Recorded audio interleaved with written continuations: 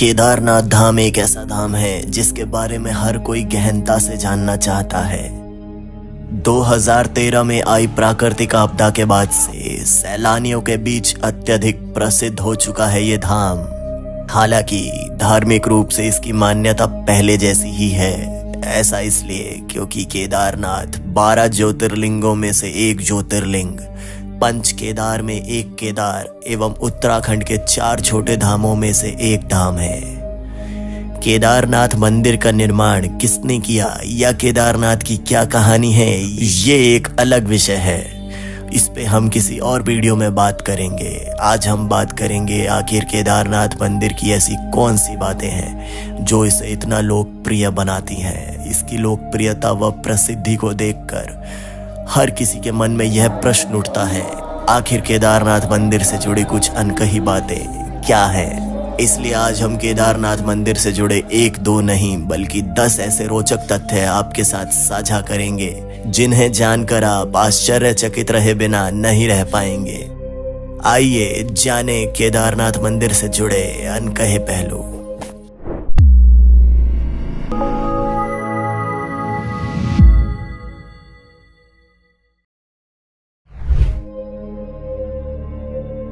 केदारनाथ का सबसे बड़ा रोचक तथ्य व रहस्य यहाँ पर स्थित शिवलिंग है।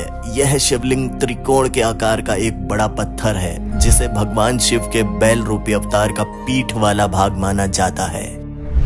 यह शिवलिंग मानव निर्मित ना होकर प्राकृतिक है जो धरती में से प्रकट हुआ था।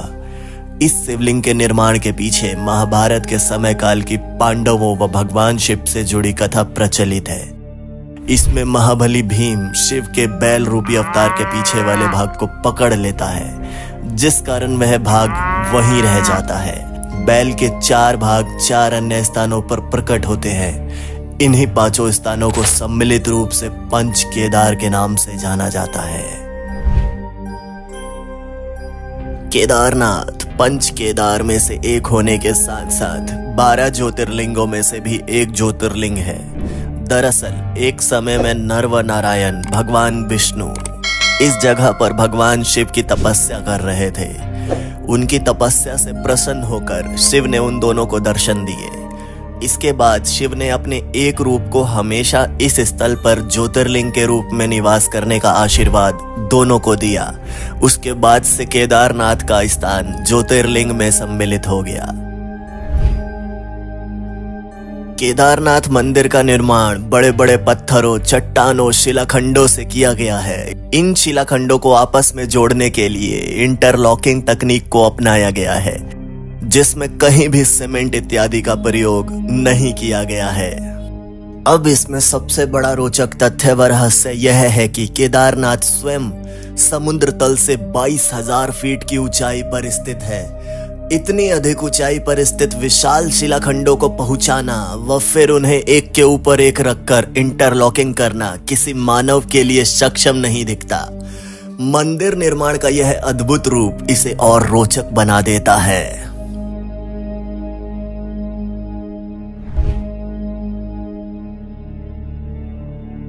केदारनाथ मंदिर दर्शन के लिए केवल 6 माह तक ही खुला रहता है। मई में अक्षय तृतीया के दिन इसे खोला जाता है व दीपावली के अगले दिन गोवर्धन पूजा में इसे बंद कर दिया जाता है। उसके बाद मंदिर के कपाट 6 महीने तक बंद रहते हैं व भगवान शिव के प्रतीकात्मक स्वरूप को नीचे उखी मठ में स्थापित कर दिया जाता है। ऐसा इसलिए किया जाता है क्योंकि उस समय यहाँ भीषण बर्फबारी होती है। इस कारण वहां के स्थानीय नागरिक, दुकान वाले, प्रशासन के अधिकारी व अन्य लोग वहां से नीचे रहने चले जाते हैं। इस दौरान केदारनाथ धाम जाने के लिए सभी मार्ग बंद हो जाते हैं व यह स्थल पूरी तरह से सुनसान रहता है। केदारनाथ के मुख्य मंदिर से आधा किलोमीटर से भी कम दूरी पर एक मंदिर है जिसका नाम है श्री भैरवनाथ मंदिर। भैरवनाथ को इस क्षेत्र का क्षेत्रपाल कहा जाता है, जिनके द्वारा केदारनाथ मंदिर व इसके आसपास वाले स्थलों की सुरक्षा की जाती है। जो कोई भी श्रद्धालु केदारनाथ की यात्रा पर जाते हैं, उनका इस भैरव मंदिर में दर्शन करना बहुत आवश्यक होता है। अन्यथा केदारनाथ की यात्रा पूर्ण नहीं मानी जाती। सर्दियों में बाबा भैरवनाथ के द्वारा ही केदारनाथ मंदिर की सुरक्षा व पूजा की जाती है। इसका एक और सबसे बड़ा रोचक तथ्य जो है वह है यहाँ जलने वाली अखंड ज्योत व दीपक। दरअसल जब मंदिर के पुजारियों के द्वारा सर्दियों में मंदिर के कपाट बंद करके ताला लगा दिया जाता है, तब मंदिर के अंदर एक जलता हुआ दीपक छोड़ दिया जाता है। इसके 6 महीने के पश्चात जब मंदिर के कपाट पुनः खोले जाते हैं, तब वह दीपक उसी तरह जलता हुआ पाया जाता है। इसके साथ ही ऐसा प्रतीत होता है जैसे कल ही किसी ने मंदिर में पूजा अर्चना व साफ सफाई की हो। आपको बता दें, 2013 में आई भीषण त्रासदी के बाद जब मंदिर के कपाट मई माह में खोले गए थे, तब भी यह अखंड ज्योत जल रही थी। वर्ष 2013 में आई प्राकृतिक आपदा के बारे में कौन नहीं जानता। यह आपदा इतनी ज्यादा भीषण थी कि लगभग 10,000 से ज्यादा भक्तों की मृत्यु हो गई थी। वह केदारनाथ जाने का मार्ग व अन्य स्थल पूरी तरह से तहस नहस हो गए थे। लेकिन आश्चर्य की बात यह थी कि मुख्य मंदिर को कुछ भी नुकसान नहीं पहुंचा था। इसका कारण था बाढ़ के पानी में बहकर आई एक विशाल चट्टान, जिसे आज हम भीमशिला के नाम से जानते हैं। 2013 में जब बाढ़ का पानी तेज गति से केदारनाथ मंदिर की ओर बढ़ रहा था, तब उस पानी के साथ एक विशाल चट्टान भी बहती हुई मंदिर की तरफ आई और ठीक मंदिर के पीछे आकर रुक गई। बाढ़ का पानी उस चट्टान से टकराकर 2 भागों में बट गया व मंदिर के दोनों ओर से निकल गया। इस कारण मंदिर को कुछ भी नुकसान नहीं हुआ था। यह एक चमत्कार ही था जिसे संपूर्ण विश्व ने देखा था।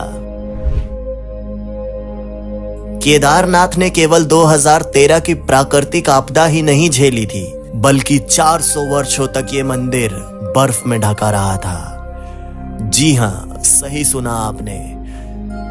वाडिया इंस्टीट्यूट हिमालय देहरादून के द्वारा एक शोध किया गया जिसमें बताया गया कि 13वीं शताब्दी से लेकर 17वीं शताब्दी तक इस जगह पर भीषण बर्फबारी हुई थी। उस बर्फबारी में न केवल केदारनाथ मंदिर बल्कि संपूर्ण क्षेत्र बर्फ में दब गया था। तब 400 वर्षों तक केदारनाथ मंदिर पूरी तरह से बर्फ में ढका रहा था। उसके बाद 17वीं शताब्दी में बर्फ हटने के बाद मंदिर पुनः देखने में आया और फिर से यहाँ की यात्रा शुरू कर दी गई। मंदिर की दीवारों पर बर्फ से ढके होने के निशान आज तक यहाँ देखे जा सकते हैं। केदारनाथ मंदिर से जुड़ा एक और रोचक तथ्य जिससे जुड़ा हुआ है वो है यहाँ के पुजारी। सदियों पहले जब भारत की भूमि पर आदि शंकराचार्य ने जन्म लिया था, तब उनके द्वारा केदारनाथ मंदिर का पुनः निर्माण कराया गया था। साथ ही उनकी समाधि भी केदारनाथ मंदिर के पीछे स्थित है। आदि शंकराचार्य के द्वारा केदारनाथ मंदिर की देखभाल व पूजा अर्चना का कार्य कर्नाटक राज्य के वीराशैव जंगम समुदाय के ब्राह्मणों को सौंपा गया था। तब से ये परंपरा आज तक चली आ रही है। इसके साथ ही मंदिर के सभी पूजा अनुष्ठान व कार्य कन्नड़ भाषा में ही किए जाते हैं।